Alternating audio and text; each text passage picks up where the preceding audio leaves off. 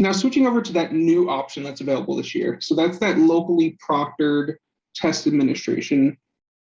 So this is going to require active participation from the test administrator.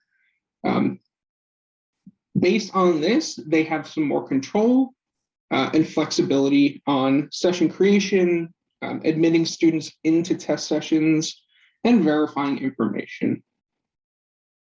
So those sessions, as you can see here, they can be scheduled if you want, or you can create it the day of testing.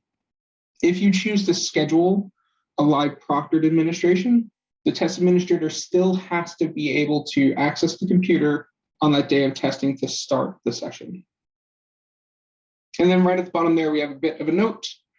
We definitely suggest one session per 30 students, and that's to keep it very similar to a classroom setting. That way you have the ability to still monitor the room as well as monitor the session itself.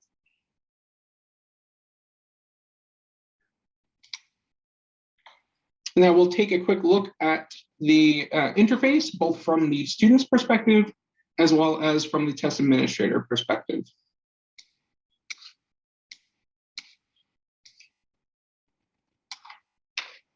So right on the screen here, I've navigated to texasassessment.gov. We have this option available to utilize the practice test interface. If you would like to practice or if you're practicing with your students. Otherwise, day of testing, you'll use that same summative administration interface, which is available on texasassessment.gov, or you can navigate through to the TA interface through TIDE. So right now we're going to open up the student and the test administrator interfaces. So as that test administrator, I'm just going to log in with my same TIDE credentials, and I'm brought right to that practice test interface. So we're going to go right to the unproctored first. So we can see on the screen here, I have a session that is available, and I can go in there and create a new unproctored session. So like I said, just like last year, you would go in there, select your start and end dates for the session ID.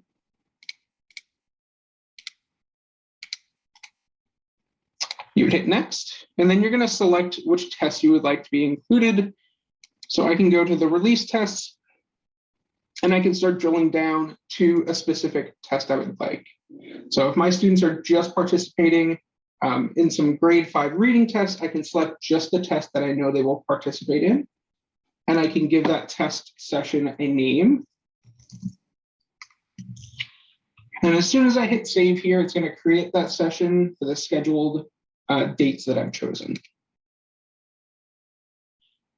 And then we're provided with our session ID, and we can, like I said, share that, write it on the board, provide it in some sort of handout, or write it on our test tickets for that day of testing. For our non-summative administrations, we also have a direct link.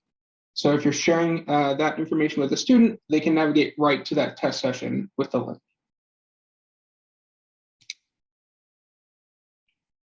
Our next option is going to be scheduled proctored. So this is one of those new options here. Very similar to scheduled unproctored. We're just going to go in there, set that start date, and select our test. On the day of testing, we do have to be there to start that session and then perform the test administration procedures. And that takes us to our brand new option. So that's that active or locally proctored test session. So day of testing, if we're creating that session, we go right in here to start the new session, and it brings me directly to the test selection screen for the test administrator. So just like we saw before, I can go in there and select my specific test I would like.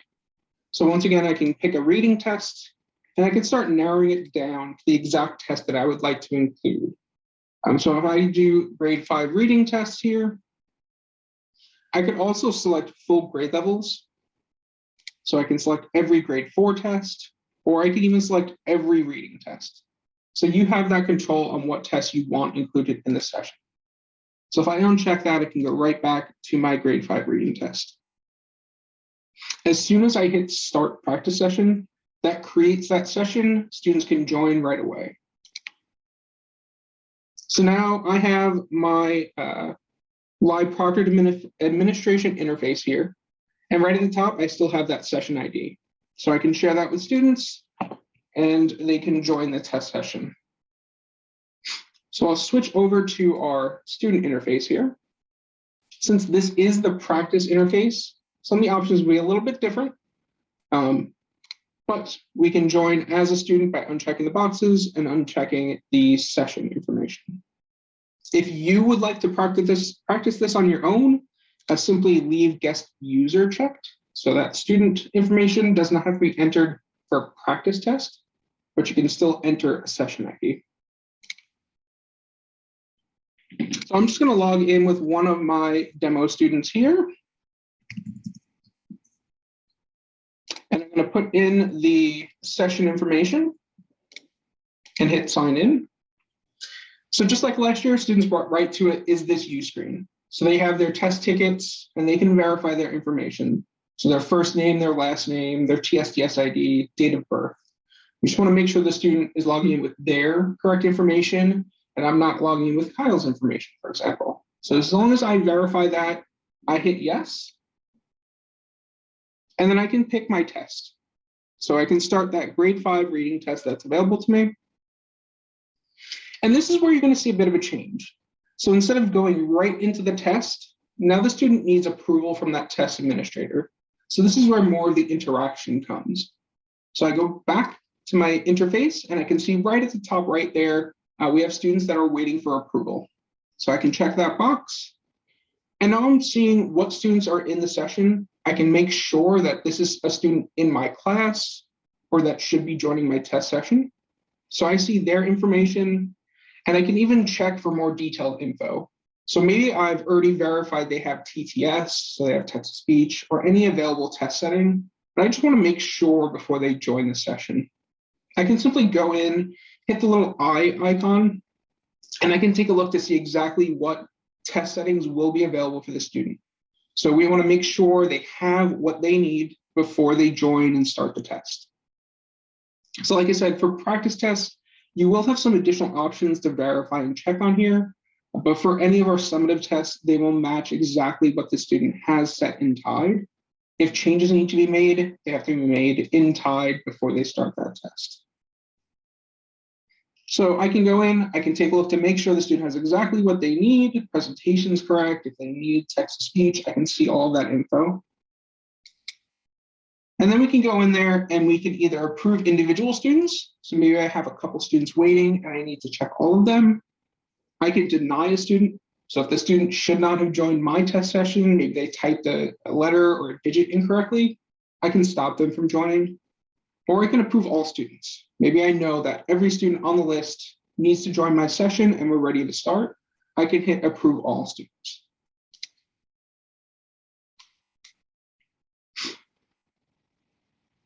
So as soon as I do that, I will start seeing students that are in my session. Their TSDS is shown, their first and last name, their test that they are taking is shown on the screen here. And we can see a progress bar to see how far they're moving through the test. So if I go back to my student interface, I'm now at my instructions and help page. As a student, I can check my test settings. I can look at some additional instructions, or I can view a help guide to understand the student interface a little bit better. If I'm ready to start my test as a student, I just hit that begin test button, and I'm right into my test. This is a test I'm resuming, so I'm brought right to that next test question. So I can start answering questions and navigating through the test. And I may want to skip ahead, maybe I don't know a response. As I'm progressing through the test administrator will receive updates on their interface as well. So I just manually updated it, but it will automatically update for you as well. So we can see now that students through approximately 32% of their test. So we know that they're progressing. We know that they're actively testing. And we even see a status here that they have started their test. Now, if there was some sort of issue, there's multiple ways that we can interact with this type of test session. If I need to pause a specific student, Maybe they need to step away for a minute. I can pause the student's test right from that interface, and the test saves all the information the student has, and they're paused. Maybe there's a fire drill that occurred that was unexpected. I can stop my whole test session, and that will pause every student's test. Or we have another option on here. So say a student is testing and there's an issue. Maybe they haven't participated, interacted with the test in 20 minutes. It will pop that right to the top of the screen and show test with potential issues. So I know as a test administrator, I may want to walk around the room and see what may be occurring. Or it may tell you that the battery is low on the student's device and that needs to be charged or switched out. We want to make sure that happens before it just stops them from testing. So my students will continue progressing through their tests. My interface will continue to update. If the student, for example, were to pause it on their own, so they go back to their interface and they hit that pause button, I too will see an update in my interface, and it gives me that status up saying the test is paused. If I go to the little green icon here, I will see what may have occurred. So right here, we know that the student paused the test, they click the pause button. So the student may need to log back in, or they may have some sort of issue that the test administrator can review. Once we're completed with our testing, we can simply close this session out. So these test sessions are active for the time at which the administrator is actively monitoring. So once it's done, every student is done testing, we can close that out. We do know that there are some scenarios where one test administrator has finished testing, but they may have an additional student that needs to complete their own test. So instead of simply creating a new session, maybe you want to consolidate students into a single room. So you can actually select tests right in here. So my grade 5 students are still testing, but maybe we have a grade 6 student that needs to finish testing, and we're just consolidating the rooms. We can go right into that interface again, select the test, and include that right in our session again. So I select that grade 6 reading test, I add it right to my practice test session, and I confirm that I want to add it here. And now both my grade 5 students and my grade 6 students can join that same test session, and I will see them on that interface.